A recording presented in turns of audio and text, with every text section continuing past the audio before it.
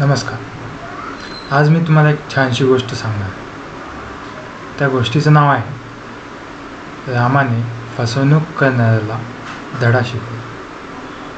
एका गावात एक चतुर फसवणूक करणारा आला.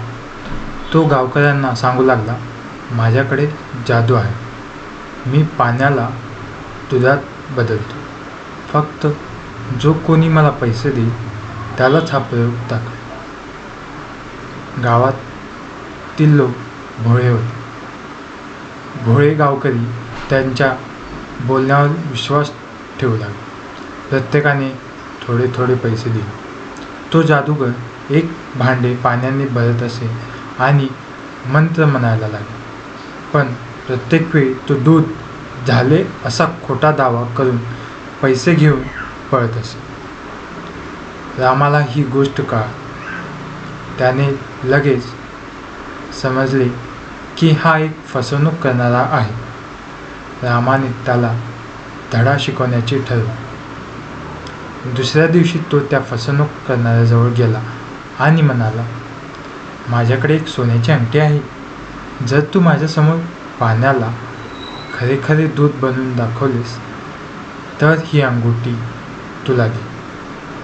लोभी फसवणूक करणारा लगेच तयार झाला. त्याने पाण्याचे भांडे घेतले आणि मंत्र टाकू लागला. पण भांड्यात दूध तयार होईल. गावकरी जमले होते.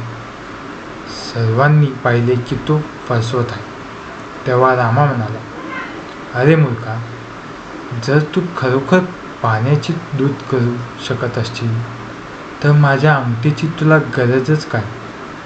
थेट दूध विकून पैसे कमव.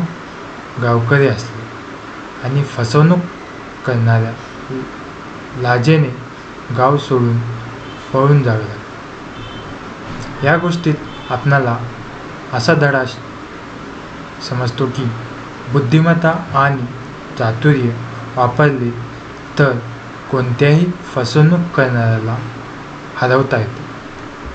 थँक्यू.